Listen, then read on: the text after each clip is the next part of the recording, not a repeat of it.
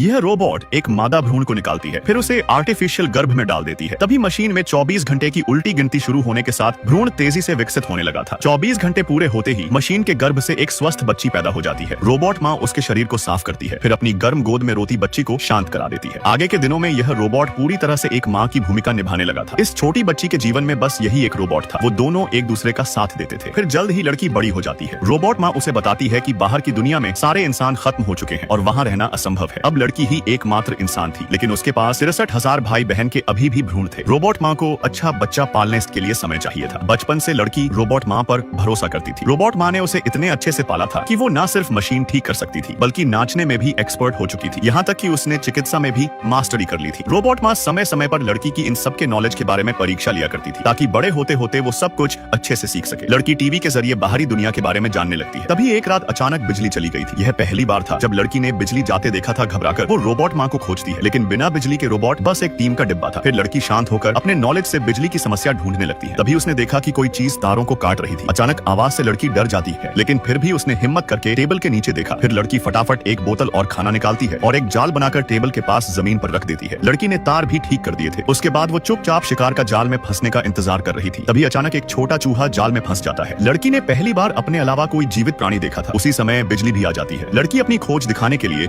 जल्दी से रोबोट माँ के पास दौड़ती है, लेकिन लड़की को नहीं पता था कि रोबोट माँ चूहे को सीधा भट्टी में डाल देगी। रोबोट माँ का ऐसा रूप देख लड़की के मन में संदेह होने लगा था कि क्या सच में बाहरी दुनिया रहने लायक नहीं है। पर रोबोट माँ उसे बार बार यही बताती थी कि बाहरी दुनिया पूरी तरह से प्रदूषित है। उसके बाद से लड़की के मन में संदेह बढ़ता ही जा रहा था। जब रोबोट माँ स्लीपिंग मोड में थी तो लड़की पहली बार रोबोट माँ की बात नहीं मानकर सुरक्षा सूट पहनकर बाहर जाने के लिए तैयारी हो जाती है, लेकिन दरवाजे के नजदीक आते ही दूसरी तरफ से कोई दरवाजे को पीट रहा था। लड़की पहला दरवाजा खोलकर दूसरे दरवाजे के पास जाती है और दरवाजे के उस तरफ इंसान के बारे में पूछती है। तभी एक घायल महिला का जवाब आता है। लड़की को नहीं पता था कि बाहर कौन मदद मांग रहा था। फिर भी उसने दो दरवाजों के बीच सुरक्षा सूट रख दिया था। फिर अपनी तरफ का दरवाजा बंद करके बाहर का दरवाजा खोल देती है, जिससे अलार्म की आवाज ने रोबोट माँ को जगा दिया था। बाहर से एक महिला अंदर आती है। दोनों एक दूसरे को देखकर हैरान थे। उसी समय रोबोट माँ तेजी से दौड़कर लड़की के पास आ रही थी। लड़की जानती थी रोबोट माँ किसी को भी अंदर नहीं आने देगी, इसलिए उसने महिला को पिछले दरवाजे में छुपा दिया था। फिर रोबोट माँ के आने पर लड़की झूठ बोलती है कि उसने बस दरवाजा खोला था और कुछ खास नहीं था। रोबोट माँ ने लड़की की बातों पर विश्वास कर लिया था। उसके बाद वो लड़की को परीक्षा के लिए लेकर जाती है। फिर थोड़ी देर बाद लड़की वापस दरवाजे के पास आती है और उस महिला को चुपके से घर के अंदर ले आई थी।